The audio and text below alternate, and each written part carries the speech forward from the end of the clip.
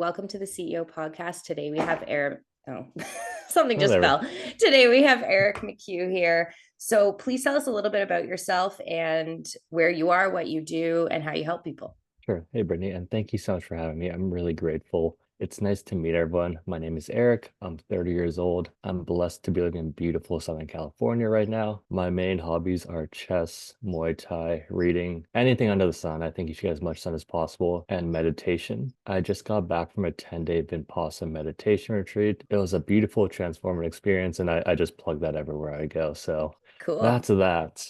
In terms of business, I believe that everyone is happiest when they're serving other people. And I think God, the creator or the universe, whatever you want to call it, I think they bestowed each of us with individual gifts. So how do we best serve other people? We follow our intellectual curiosity because I'm the best at being me. You're the best at being you. You listener, you're the best at being you. So if you follow your intellectual curiosity, you're literally number one in the world. So you can help the most people. For me, that manifested in two different companies. The first is ShopX, and that's a way to help Web2 brands or Web2 e-commerce brands monetize in Web3. And it's going really well. We have some major clients such as like Fox TV's show Kapopolis, but me personally, I'm more interested in the long tail of smaller brands and getting them on board in Web3 and earning money. Okay. And my second company is Data Inc. And that's the first ever AI-powered matchmaking service. So what we do is we auto-generate profiles based on digital footprint, leverage AI technology, and create matches based on other users' digital footprint. So you can just think of that as like the anti-Tinder.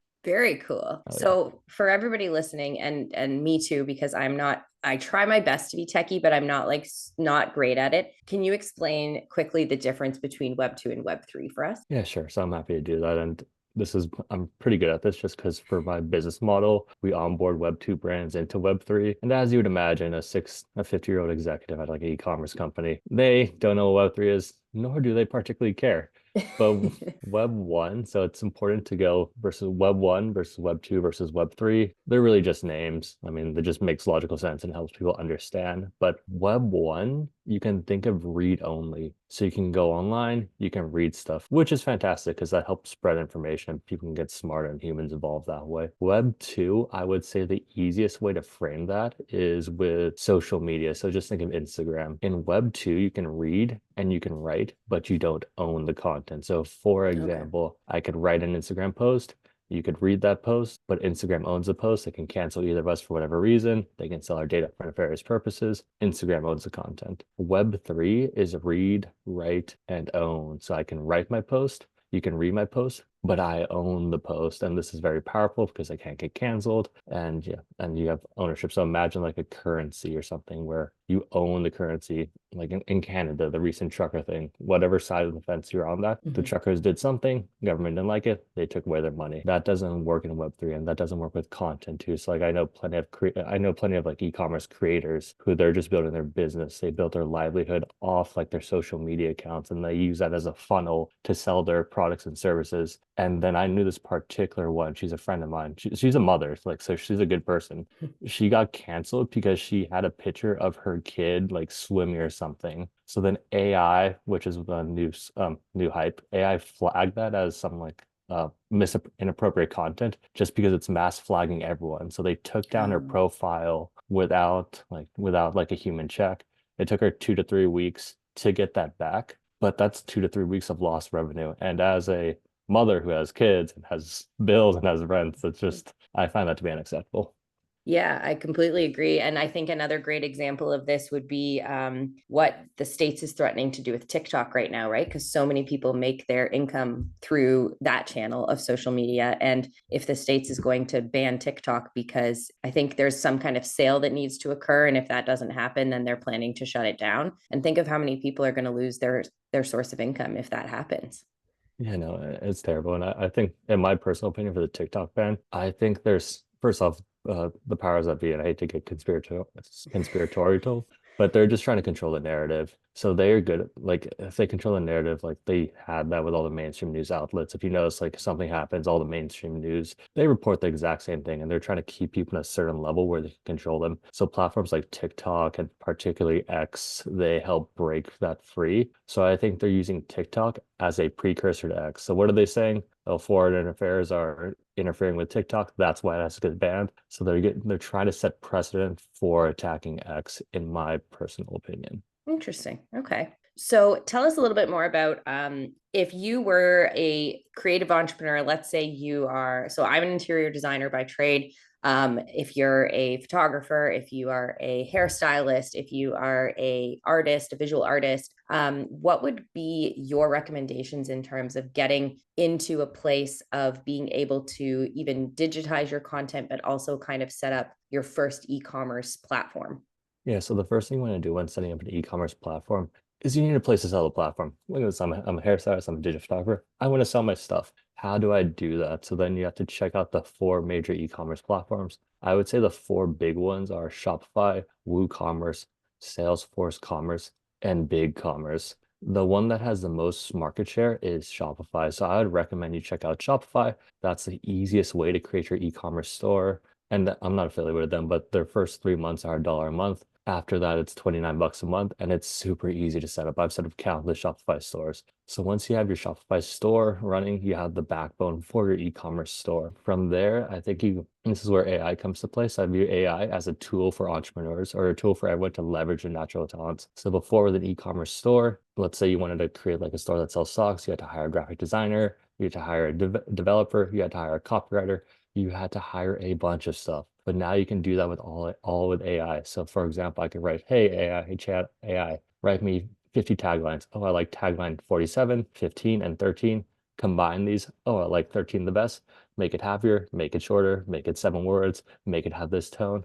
Bam, your copywriting's done. So the thing with AI is I think it's a great tool for leveraging people's creativity. I don't think AI is going to take over creativity, but it's going to help me brain dump what I need to do to get that on paper. So I have my ideas, it helped me manifest it, and then I can edit it. The same Yeah. applies with graphic content. It's like, okay, AI, I have my tagline now. Can you please create a graphic based on this tagline? Make it 15. Oh, I like this one. I like it purple. Make it purple. Make it smaller. Make it happier. Make it whatever you want. So you have a graphic design, or you have your copy, you have your logo. And that's the important part, because once you have your logo and your tagline, whatever, that's the base for your theme. As a store, I think it's very important to set a theme at the beginning, because the theme is the backbone of your store. Like if your store has content and themes all over the place, it's simply not going to go well, because your customers are going to come in subconsciously like, what is this? This makes no sense. But if it's all on theme, you're good to go. And then from there, you can use AI to literally write your own website too. So you can just chat AI, you can learn how to write a website. It can code for you. Bam. So you have your logo, you have your website, you have your product selling. What do you do next? The next name of the game is getting customers.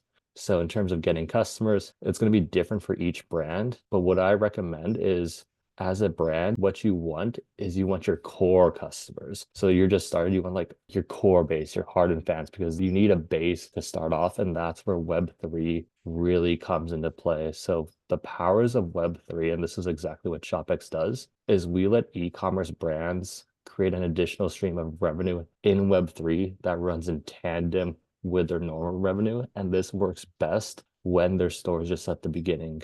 So with Web3, with ShopX, you can go to Shopify, download our app, create an NFT collection within less than 5 minutes, and then you can program an e-commerce benefits for your NFT users. So like Nike could create a pass, and their users who hold that pass could get like 50% off a product and whatnot. And this instills customer ownership because of the ownership aspect of Web3, the customer feels they own the brand, they're happy, they're more loyal. So the main benefits of that would be, first off, the most important thing about when running an e-commerce store is the name of the game isn't getting the customer, it's keeping the customer. So the Right. customer acquisition cost is typically higher than the amount of money you'll make on your first sale. So you want them coming back to your store, because if you get them once, they're going to leave, you lost money, and there's no point. So this is where the ownership aspect of the NFT comes into play. Because imagine this, if I own a timeshare in Hawaii, you're staying in Hawaii, I'm going to really recommend my timeshare because I own it, versus if I just own a hotel. If I don't own a timeshare, I just whatever stay at any hotel. Mm-hmm. So we've seen the customer retention increase around 6 times for brands. So that's really powerful.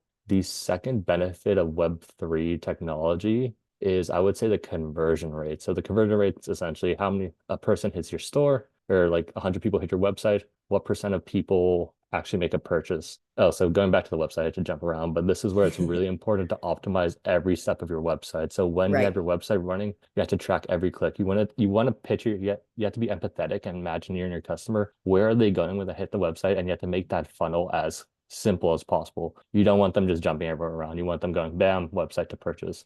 Yeah. So the Don't worry about the sound of the dog, by the way, because there'll be two separate audios. So she's just playing with a ball. oh, that's adorable. But But yeah, the conversion rates typically in e-commerce around 1%, and that's considered a good conversion rate. Okay. But in Web3, it's around 80% because they've already bought into your product. So like for example, if you sell 500 NFT passes, you can expect 400 people to purchase that pass, which is pretty powerful. And on top of that, because you have a better idea of how many people are going to purchase your product, you as a brand know how much product to create. Because think about it, as a new brand, this may not be like, this is your first store. This may not be your full-time job. You may work a side job. You're not balling rich. You don't want to waste a bunch of money creating a ton of product no one will buy. So if you know how much product to sell, you're typically good to go. And the third important factor is the word of mouth marketing effect. Because I personally think I think everyone's just inundated with too many ads. Like I'm tired of logging on to Google. I'm tired of having like let's say I mentioned like something in this conversation with you. I'm tired of logging onto Instagram and seeing that exact product. I'm like, Jesus I know Christ, it's guy. kind of, it's so It's creepy. And creepy. you're like, did I even say that out loud? I thought that. And now they know. Yeah, it's like, oh, God. And now you're in a database and they all sell your data, like, and they're all Yeah. working together, like how Netflix sold customer data to Facebook, and I'm sure they're just passing it around. So the word of mouth marketing is I'm more likely to buy something a friend recommends it versus an ad. And Hmm. with the customer ownership, this is where the customer feels they're part of the brand because they are part of the brand. So they talk about it. We've seen e-commerce brands launch their NFT pass. The customers then put their NFT pass as their profile picture. They talk about it nonstop and all that cool stuff. So let me stop you there because I'm understanding this on a very base level. I have a couple friends who are in Web3 and who have this type of system set up. But for everybody else that's listening that maybe is new to that, new to NFTs, they've heard the word, but they don't quite understand it. If you're selling, and correct me if I'm wrong, I just want to make sure I want to clarify it for people in very, very simple terms. If you're selling a physical product on an e-commerce platform, you're also issuing an NFT with that physical product. Is that correct? So in this particular example, what you're selling is a loyalty pass, and Okay. you're adding e-commerce benefits to that loyalty pass because ShopX, we integrate with your Shopify store.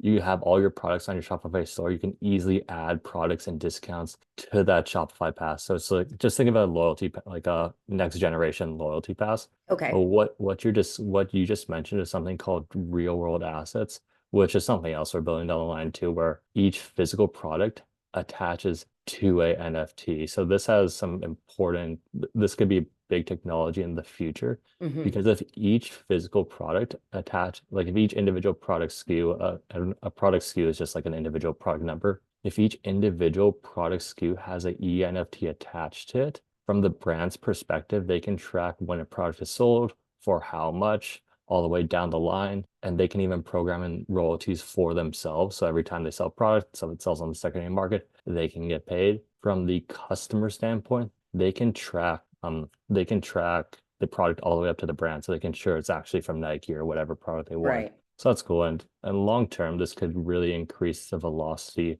of selling products. So imagine a world where Nike, Adidas, Apple, all of their product SKUs are NFTs. Anyone could sell anyone's product on their website for a commission. So Apple could sell Nike products on the Apple website and vice versa. Apple programs the commission, Nike makes a sale, everyone's happy. So this could potentially increase the velocity of products, increase price discovery. Because eventually you can be an affiliate for all your favorite products, and if people buy from you, you get the commission, brand gets a sale, customer gets the product, and everyone's happy. This does have Okay. some this does have Yeah. some implications of the metaverse too.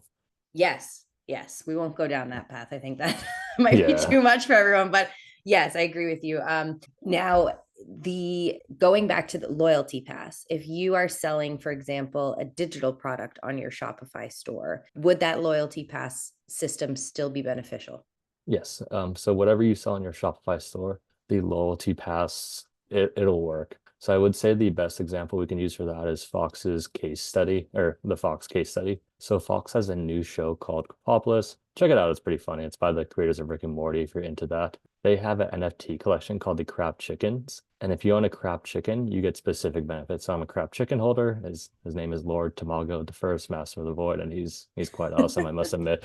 But so as a crap chicken holder, I get to vote on what's going to happen in the show. I get access to merch. I get access to exclusive content. And yeah, my crap chicken may show up in the show. So now there's a connection between me and Fox. And I think a cool point to touch on, and we've seen smaller brands do this too, is Fox actually launched and this goes back to the most important thing about starting your business is getting that core base of customers, because that's the hardest thing to do. Mm-hmm. They launched their crap chicken collection prior to the release of the show. So prior to the release of the show, they've already had millions of dollars, which it's Fox, who cares about millions of dollars is a lot, don't get me wrong, but Fox obviously doesn't care too much about millions of dollars. But they had that core fan base going into the show. So when they first released their first episode, it was one of their most successful launches ever. Because a lot of times when a new show releases, people tune into like later, it's like, oh, this is kind of funny, but like they had that hype going into this. And I know what you're thinking. It's like, well, Fox could do it. Fox is obviously Fox. I may not like them, but they're rich. They can just buy stuff and make things happen. But this goes into one of my favorite case studies with ShopX.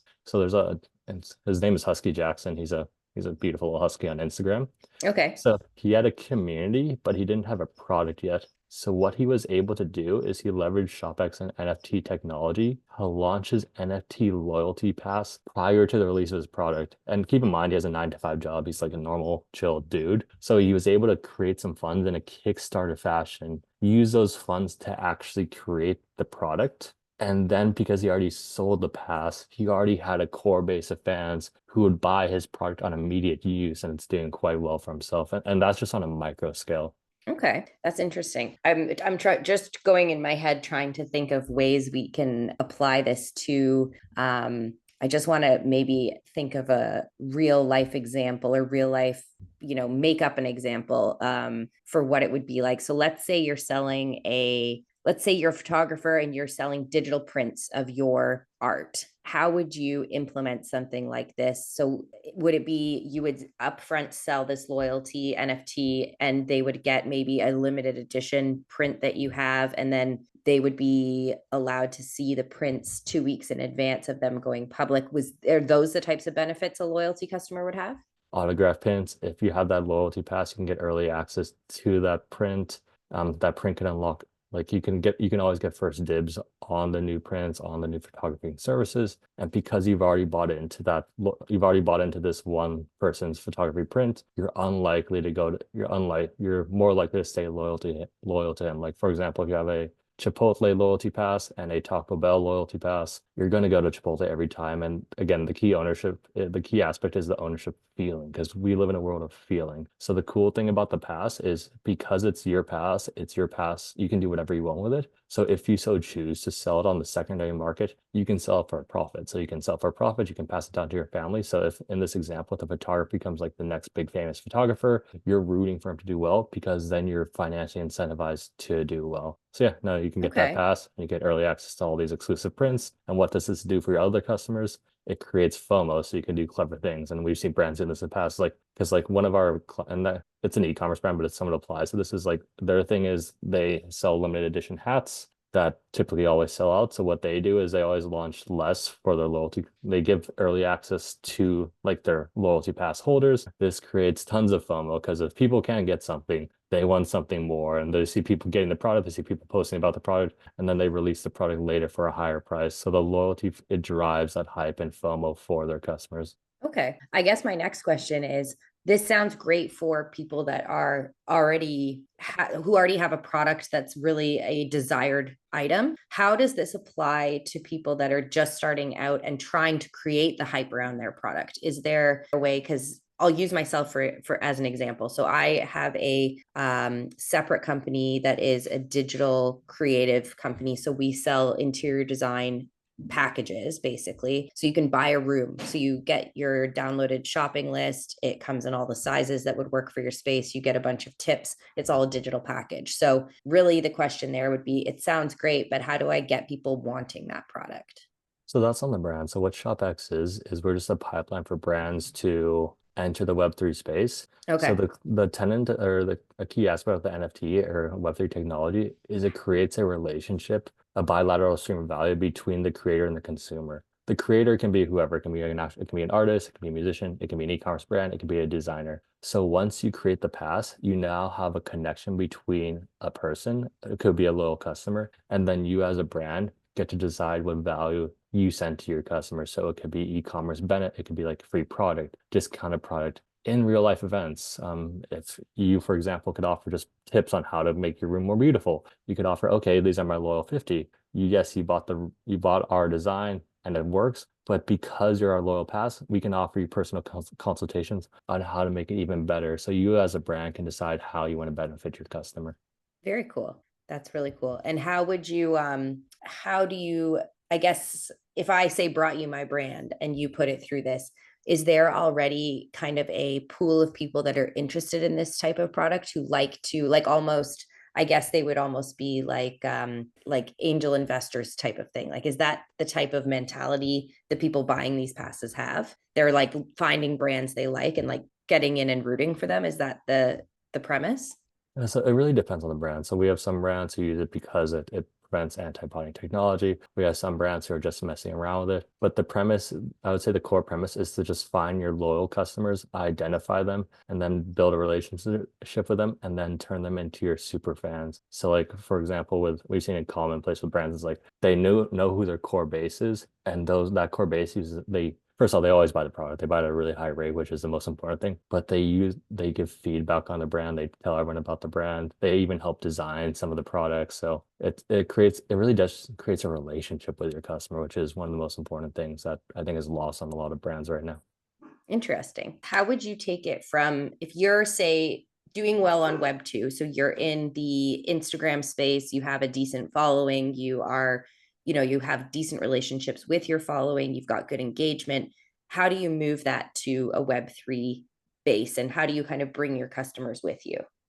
Yeah, so I think moving off Instagram is extremely important just because of the whole cancellation factor. Like for example, my friend, his name is Nick Merckx. He's a famous streamer or something. He streams one of those games. Like he has millions of followers. He said something that he thought was correct. What happened? Instagram canceled him immediately, and he lost a lot of them. He got it back, but he lost a lot of things. So it's important to move. The name of the game is once you have your following, you don't want to keep them on one platform. You want to send them off to your own platform because, for example, something we say now, 10 years down the line may not be okay. And who knows what's going to happen 10 years down the line. Or we may take off a competitor who has a friend high up on Instagram who's just like, well, we'll pull some strings and get them canceled. So you want to move them off to either like an email list, a website, and keep that relationship going with your customer. So having the NFT would be I think that'd be the most optimal way to do that. So presently people, if you notice, like a lot of content creators like, oh, check out my website, check out my links, join my email list, because that's a way to keep them in their personal funnel. So they're trying to move them off Instagram. So NFTs can do that. You can either make the main factor, it can be an additional way to do that. It's really up to the creator. Very cool. If you could break down for us how one actually, do you have to, for example, work with ShopX to create an NFT, or is that something anybody can do? So anyone can create an NFT, but so one of the main things about crypto and one of the main reasons crypto is not massively adopted is the UI for crypto is pretty terrible. So if you have, even for me, it's like trying to do anything Web3 can just be like, this is unnecessarily difficult. So with so like if you wanted to create an NFT, you could like you personally, Brittany, you could hire a Web3 developer, you could hire a graphic designer, you could hire someone to create a website, but that's probably kind of a pain in the ass. Plus a Web3 developer, they cost top dollar. So what ShopX did is we simplified the process and we spent years and millions of dollars to simplify the process. Because if it's not simple, people aren't going to do it. So to create an NFT within ShopX for an e-commerce platform, all you have to do is go to your Shopify store, search the Shopify app store. So just like an iPhone, Shopify is an app store for the e-commerce brands. Mhm. Find the ShopX app, download that app, get the right amount of tokenized software licenses, which is cool because ShopX has the first ever tokenized software license system. So our tokens are software licenses. Cool. This news was lost in the bull market or the bear market because It actually passed legal scrutiny from Fox. So that's going to set a lot of precedent for brands down the That's line. really impressive. Yeah. No one cared when it came out. But like, I'm telling you yeah, now, I'm impressed. yeah, that was a pain in the ass. But yeah, you get your licenses, and then directly within your Shopify store, you can launch your own NFT by filling out two forms. And it's so simple. Like it's just like a name, a price, a description, how many NFTs you want made. You fill out form one, and it takes you to form two, another, and then that's just a form for a landing page. It's like a name, description, when you want the landing page to go live. You click deploy, you get a link. Your customers can then purchase that NFT from your link and they can see the benefits. So what's happening in the background is you're deploying a smart contract, but you don't need to know that because no one cares. Once your customer has that link, and again, because we're a B2B2C company, so we can sign all the brands in the world. If they can't sell to their customers, it's going to be done on arrival. The customer sees the link, they can purchase in normal like crypto products like Web3, like NFTs and all that stuff, or they can purchase with your credit card because we've been integrated with Crossman to make that process simpler for their customers. Beautiful. Once the customer has that NFT, they land on your website. Let's say I have the NFT, you don't have the NFT, we both want to buy the product. You would try to buy the product, you can't add it to your cart. You get a screen comes up saying, "Oh, if you want to buy this product, you have to purchase this pass." I have the pass, it scans, I go to the checkout, and then the checkout just flows as normally. So like any retention emails you have, good to go. Any payment options you have, good to go. So we keep it as simple as possible and we really streamline the whole process. That's a good point because I find anytime I'm checking out, like if I'm shopping late at night before I go to sleep or something, and then I get to a point and it's like it won't auto load my email and my payment details, I leave. So I feel like that's probably a massive point of loss for so many people.